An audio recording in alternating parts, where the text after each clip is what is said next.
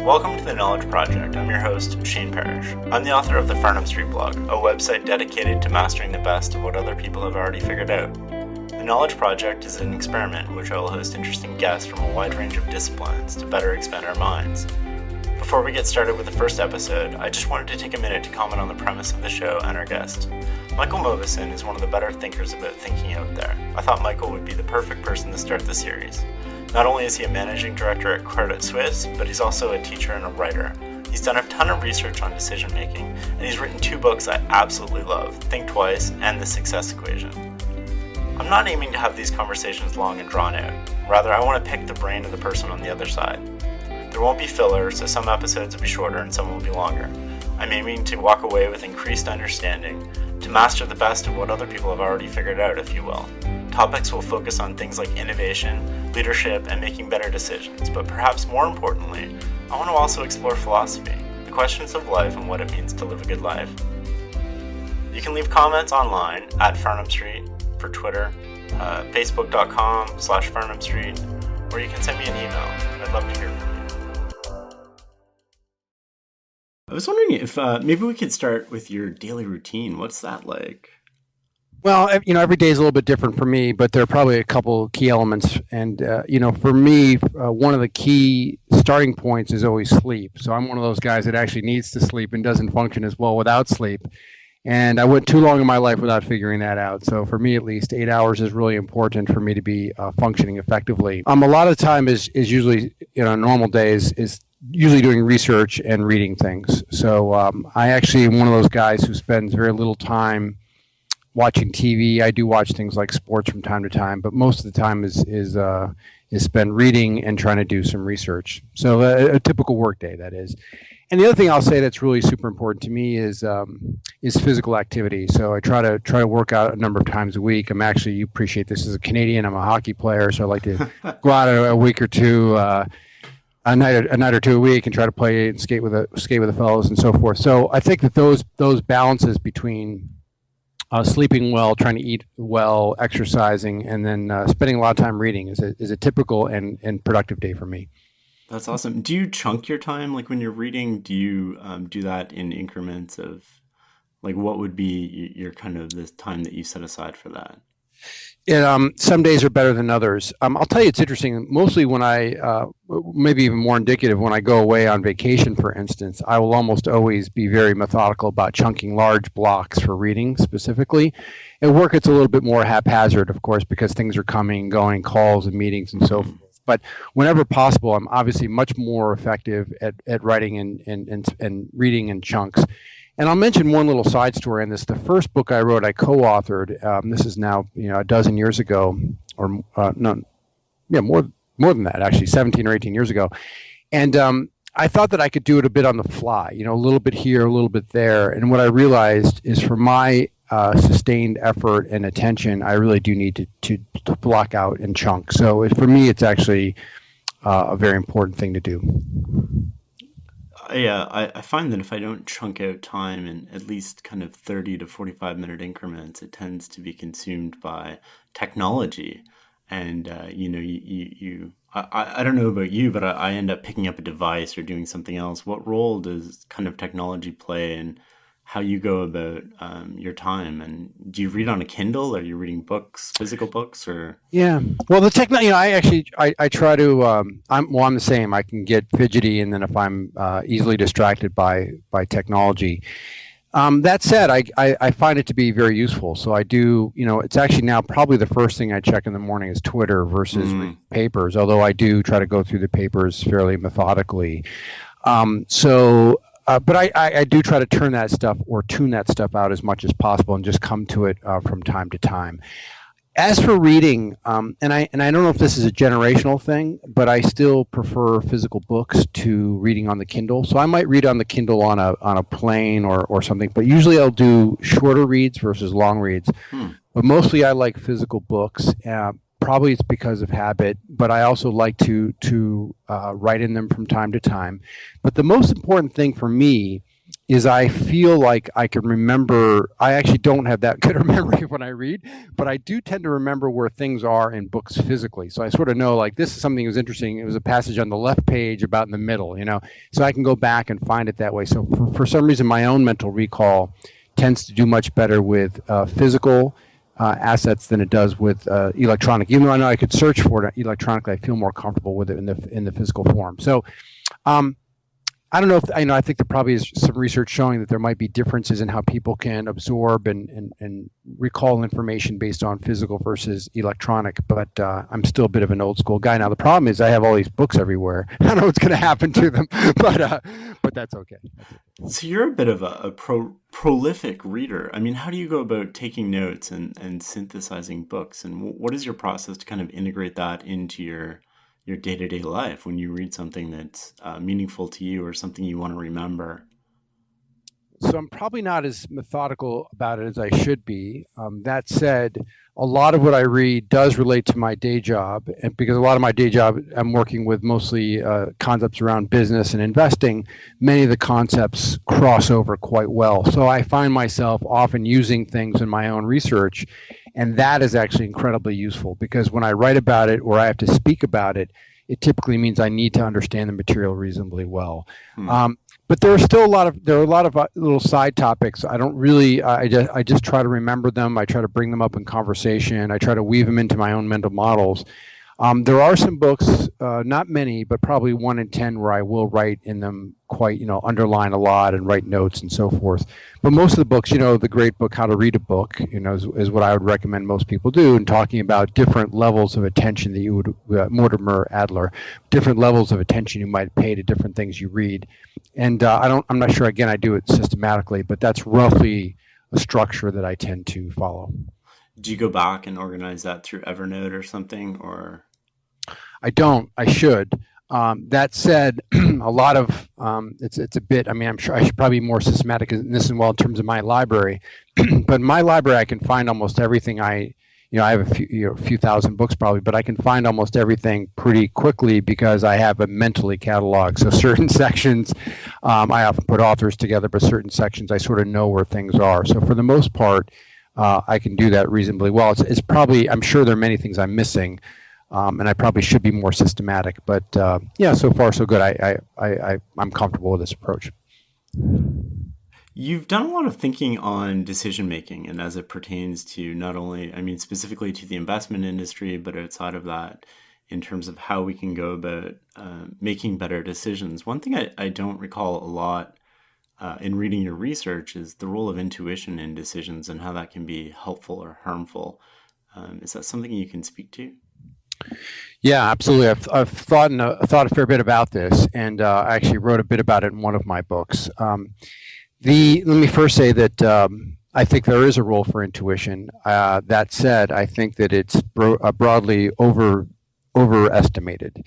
And the way I like to think about this, and by the way, there's a great book by David Myers on this called Intuition, and it's a book I really would recommend. It's one of the better treatments of this and more thoughtful treatments of this.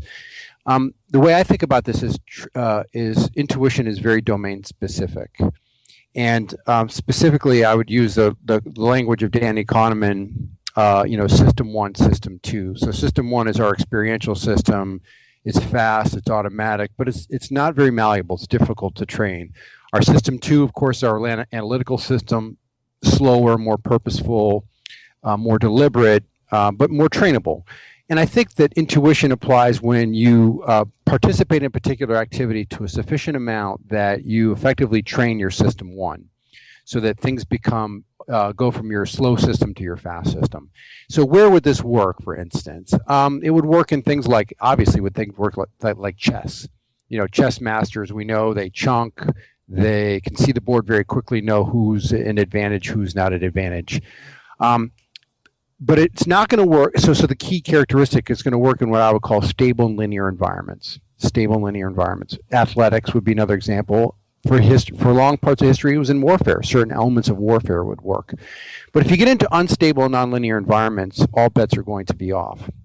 And there's a great quote from Greg Northcraft, which I love, when he says, you have to differentiate between experience and expertise. and I think intuition relates to this. And he said, an expert is someone who has a predictive model that works, right? And so just because you've been doing something for a long time doesn't mean that you have a predictive model that works. So I would say intuition should be used with a lot of caution. Some realms really great, other realms it doesn't work so well. Now, one of the things I'll end on this point is that, the first time I met Danny Kahneman was probably a decade ago, and so I took very copious notes in that session. And one of the concept he talked about was what he called disciplined intuition. So he said, you're going to have sort of these base rates or statistical ways of thinking about things, and then you're going to have your intuition. How do you use those two things, and in what order?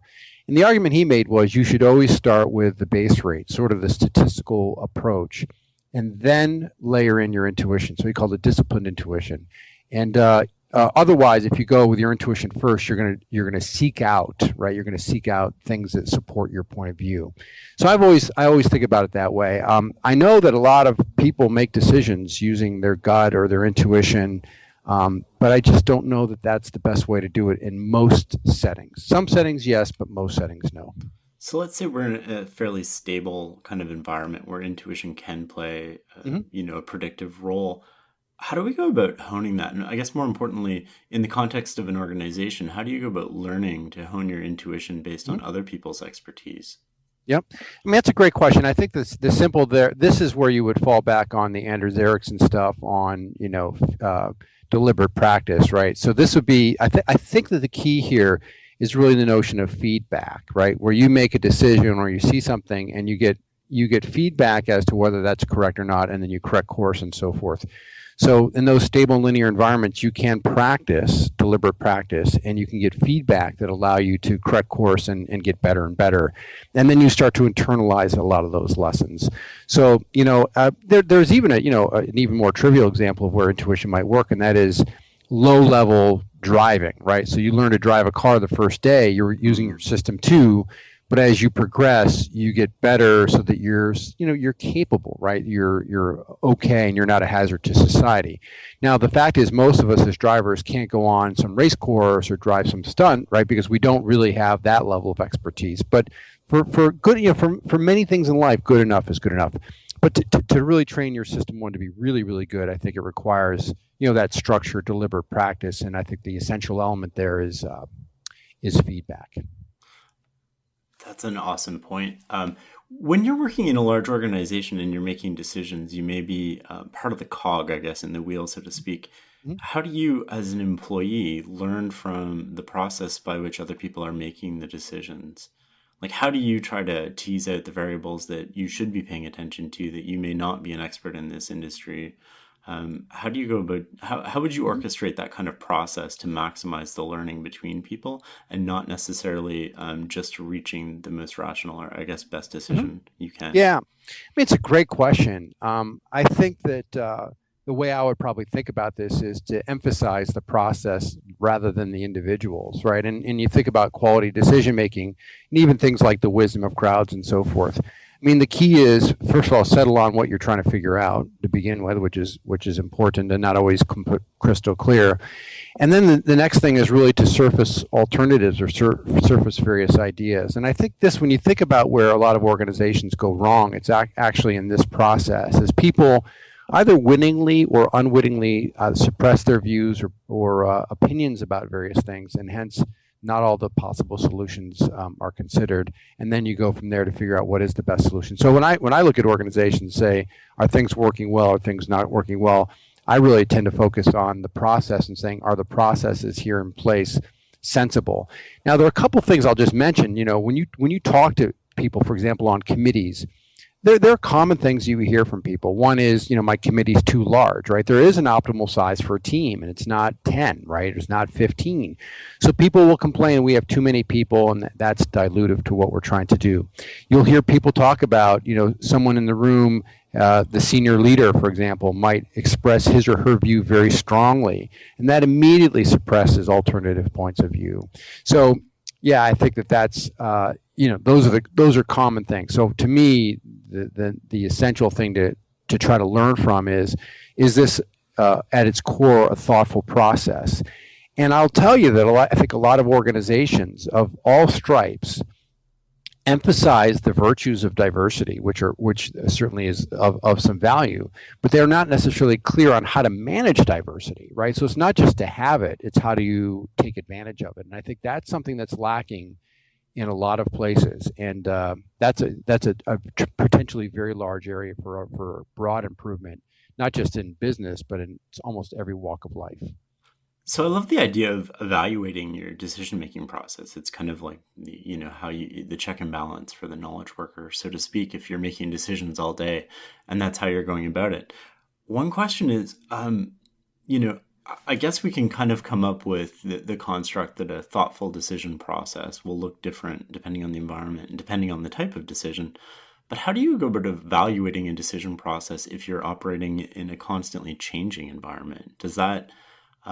Is it different in terms of how you look at that, do you think? I think it's inherently different and really, really difficult to do. And this is things, and by the way, just as a general statement, I think this is right, that, often in, for example, companies or large organizations, when you're relatively low level, right, so you're starting out or you're doing a lower level job, often a lot of what you're doing is very skill based, very prescribed, and it can be quite clear whether you're doing your job effectively or not. As you move up in the organization, interestingly, you're probably making fewer decisions on average. So a CEO is making fewer decisions than, for example, a line employee. They're obviously more consequential decisions, but they also tend to be much more probabilistic, right? And so it becomes really difficult, I think, to try to assess that. So things like setting a strategy for a company is an inherently probabilistic exercise. You don't really know if what you're doing is the right thing to do or not, or you really can't anticipate all the possible contingencies. So yeah, it does kind of go back still to the process, but we need to acknowledge even societally that certain types of jobs or certain types of roles have an inherent lack of predictability that make them very difficult to assess, right? The natural thing we all do then, of course, is after the fact, is say successes should be equated with good decisions and failures equated with bad decisions, and that's a really big mistake in a lot of circumstances. So, yeah, I mean, I don't know, maybe even those complex environments, we could talk about subcomponents. I know you're getting the subcomponents right. I'll tell you, Shane, that I've been thinking about this, and I don't really know of a good answer for this. But for example, the markets, stock markets, are a great example of what you're talking about, as sort of this nonlinear dynamic environment where correlations are constantly changing and so forth. But the question is, are there ways that we can train people to think in such a way that allows them to just have an edge over other people, right? And so there are some investment organizations, for instance, that teach their employees how to play poker, right? To think about probabilities, to think about pot odds, right? So how much I should bet given the probabilities in front of me. And the question is, are those little small scale lessons where we can give feedback, scalable to a larger stage? And that's a really, I don't know the answer to that, but that's a really interesting question. But I do think, sort of getting into that mindset of how to think about the world properly probably confers some advantage for folks as they get into the more complex environments. If you're like a low-level employee in an organization, how would you go about nudging kind of the process when you don't control it? Because I always thought, intuitively that the people at the top who tend to, like, for generalizing here, but make decisions based on their gut, also have the most to lose by implementing a decision process, because what they're losing is their ability to use their opinion to guide the course of the conversation versus a process which may run contrary to that, which would be an incredibly humbling act. And I haven't run into a lot of people at those levels who are humble. I don't know. I think a lot of that is probably a communicate. Well, first of all, it is, are you in the right organization? But second can be a communication challenge. In other words, if you're a lower level employee and you see a better way of doing something, you certainly would hope that if you articulated that to your more senior people and you explain the benefits to the organization as well, that they would see that and make those changes. And I think for the most part, most firms and most managers do want to improve for the better. So I would be optimistic about that. But if something's so set in stone, it's very rigid, and as you said, maybe there are even incentives for more senior people to leave things the status quo, for example, to emphasize the status quo. That's a really fundamental challenge. and I would rethink whether you're in the right place for what you want to do. So and maybe it is a community. Rather than saying, I can't believe we're doing it this way, this is really dumb, you might say something like, here's another way to do it. I think this is much more constructive. It'll give us better business results. Let's try it. And that's another thing I'll say is that another card to play in that is experimentation. Say, let's try it this way for this subset or for this period of time, and if it works out, great. And if it doesn't work out, we'll revert to what we were doing before. So just if that's not too costly to do an experiment like that, that's really also another very useful way to try to approach that challenge. That's interesting. How do you see the role of technology affecting decisions, and not only decisions, but the decision-making process, I guess? Well, I think it's potentially very, very huge, right? And I think for the most part, very positive. And, I think that there's been this almost a tension between, you might call them fundamental or the intuitive or sort of the gut feel group, and more the quantitative group, the quants and so forth. And I think that tension's been brewing for 60 or 70 years, but now it's really spilling over, right, big time. And the question is, can we use, to what degree can we use algorithms and computers to make a lot of the decisions? And by the way, one of the chapters in one of my books, I talk about, I called it the expert squeeze, which is to say that it is, I think, factual to say that we're using algorithms to do many of the tasks that used to be the domain of humans, right? And that's interesting. But the question would be something like, how might I use technology more effectively? And part of it is that what are computers good at, right? They're good at looking at lots of data. They're good at establishing and understanding base rates. So, for example, if you're thinking about an appropriate reference class for a particular decision, your technology will allow you to access that reference class, I think, much more effectively than you could otherwise. And they're non-emotional is the other big thing, right? Which is if you set out some thoughtful decision rules or algorithms, when you become stressed for whatever reason, well, I shouldn't even say just stress. It could be emotionally aroused, either favorably or unfavorably. The algorithm may see you through that middle ground, which will allow you to make quality decisions over time. So I think it's going to be tremendous. I think it comes to head with certain these ongoing debates about, will we live in a world with no drivers of automobiles? So we'll have driverless cars. Will we live in a world where the airplane you get on will be flown by, effectively, it'll be basically a big drone. It'll be flown by somebody in a station. These are interesting questions, and whether as a society, to what degree we'll accept those kinds of things, how fast it'll happen, and so forth. Really very rich. So I tend to be more optimistic than pessimistic on this, but there are going to be some arm wrestles as we move down this path for sure. I read that you use I think it's called the Colonel Blotto game with your kids to help them. Yeah. Can you maybe explain that? I love this idea. Yeah, exactly. This is why it's weird to be one of my kids.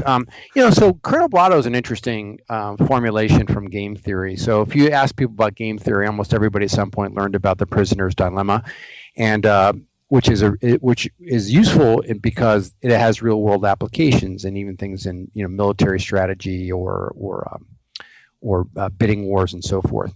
The Colonel Blotto game was developed in the 1920s originally and was actually kicked around a bit at the Rand Corporation in the 1950s, but sort of went into the backwater in part because it didn't have that many logical solutions. So here, but it's been resurrected in the last 10 or 15 years, and so it has some very interesting applications. So Shane, I'll give you the most simple version of the Colonel Blotto game. Is that you and I are competing with one another, and we're each allocated 100 soldiers. So you have 100 soldiers, I have 100 soldiers, and we have 3 battlefields. So your task is to allocate your soldiers, your 100 soldiers, behind the 3 battlefields, 1, 2, and 3, in any way you want. I'll do the same thing, and then we do it without communicating, of course. Then we lift the doors, and we basically do battle. Whoever has the most soldiers in battle 1, battle 2, battle 3 wins that war, and then wins that battle, and then whoever wins the most battles wins the war. Okay, so that's the basic idea. Now, the formulation I just laid out with 100, 103 is basically rock, paper, scissors. I mean, there are some really dumb strategies, but for the most part, most strategies is fairly random. So that's not that interesting.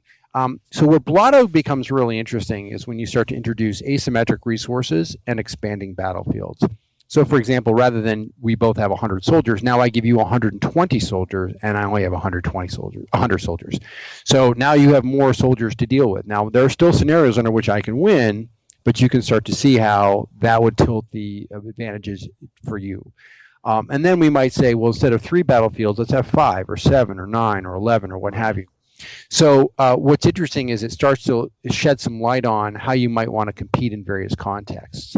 And the simple rules, by the way, is if you're the stronger player, what you want to do in a head-to-head competition, what you want to do is simplify the game. In other words, have as few battlefields as possible, so you're almost assured that your skill will overwhelm that of your competitor, your resources, right? If you are the weaker player, what you want to do is add battlefields. You want to dilute.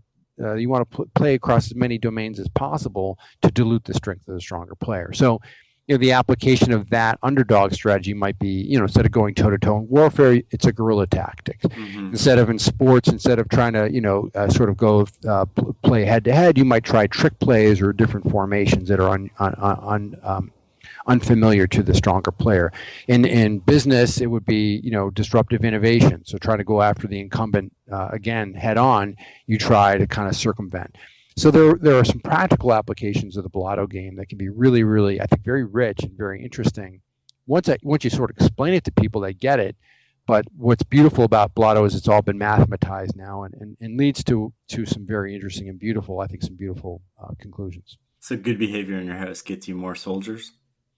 No, actually, I just this is most like squabbling about dumb things. So instead of doing rock, paper, scissors, which is what I would usually have them do, we just do Blotto because it's a little bit more interesting. So it's another variation. We keep it very simple.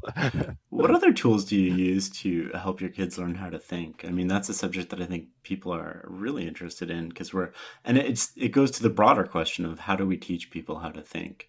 Yeah. Well, I think the first thing is to say, I'm a big believer in the Carol Dweck work on mindset, and so the first thing is in our household, we never emphasize outcomes; we only emphasize effort. So for young people in particular, is to dwell on their effort, and whether that effort yields good results or bad results, the effort's the point of emphasis.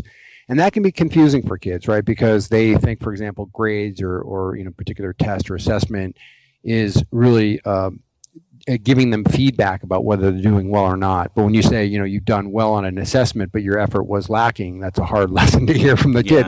But likewise, and more encouragingly, if you see your kid work really hard and do quite poorly, you can give them a pat on the back and say, I know that you worked hard on this, and that's what I really want to see. So that's the first thing.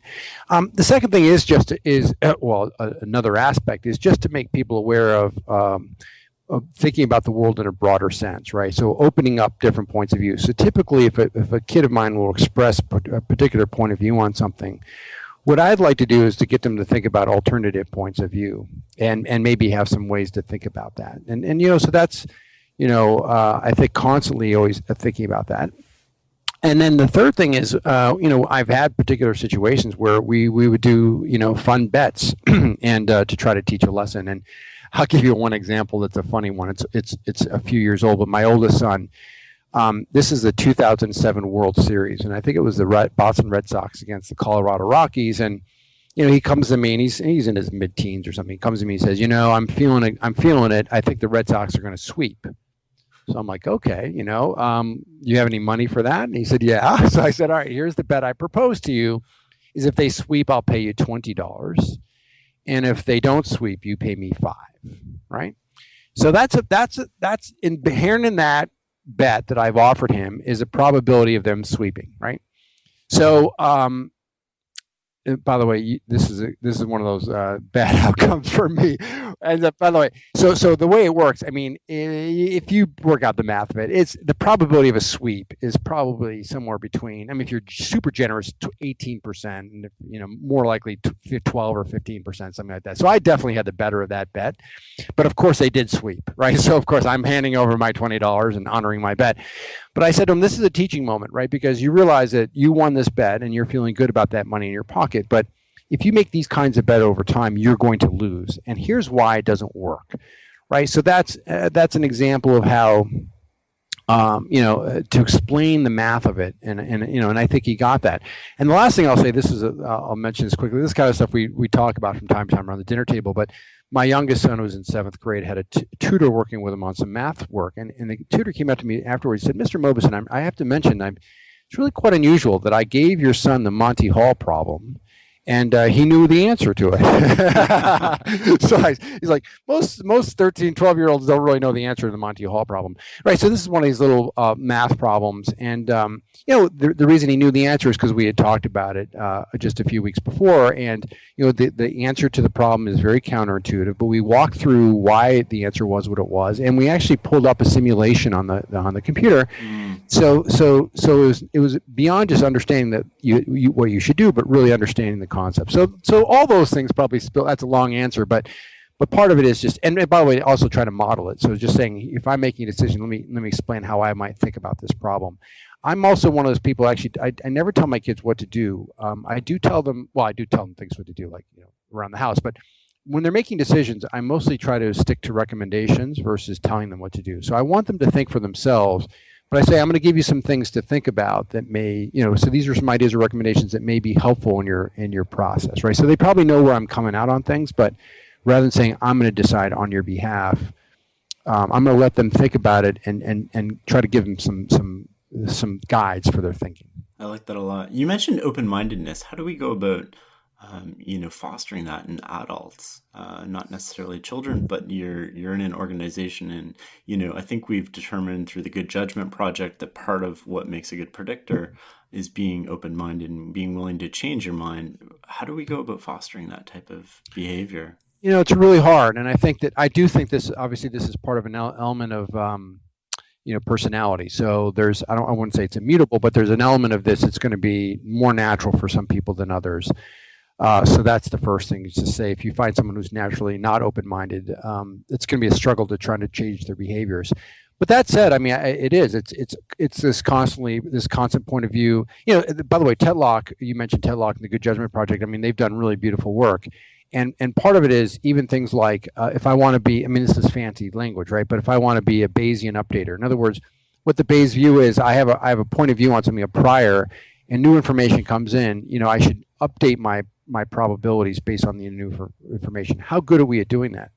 It's extremely difficult. And even if I get you to move in the right direction, I often can't get you to move the appropriate amount, so on and so forth. So yeah, part of it is I think revealing alternative points of view and trying to be open about them, describing those and suggesting how those things might be either solutions or things that should be considered carefully. I don't know what else to say. I do think that, and I think, Shane, you and I share this, enthusiasm, and I do think that the willingness or encouraging people to read across disciplines also, by definition, almost always opens people up to different points of view that can be very helpful.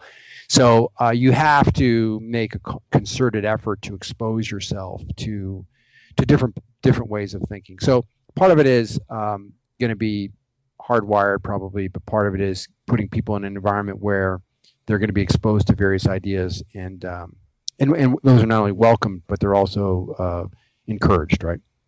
Excellent. Thank you. Let's wind up with 3 questions that I'm going to try to ask everybody, at least for the start. So we'll see how this goes. But what book influenced you the most in your life, and why?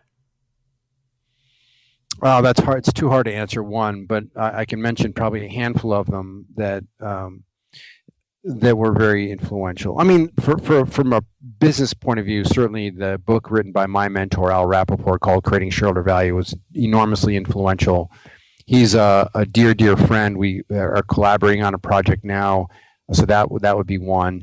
In terms of thinking, probably 3 books for me. One is Dan Dennett's book, Darwin's Dangerous Idea. And I'm just a huge Charles Darwin fan, but this is this idea of how evolutionary thinking should permeate basically almost everything you think about. So Dennett, I think, it's a fascinating book.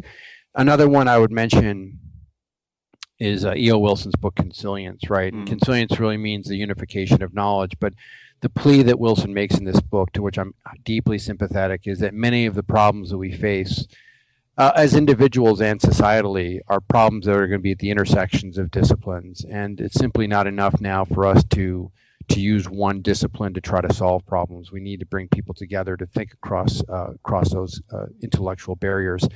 And the third one, which has also been a very big part of my life, is Mitch Waldrop's book, Complexity. And this really documents the birth of the Santa Fe Institute, but is intertwined with a lot of stories about complex adaptive systems and that whole way of thinking. And for me, that was a huge revelation.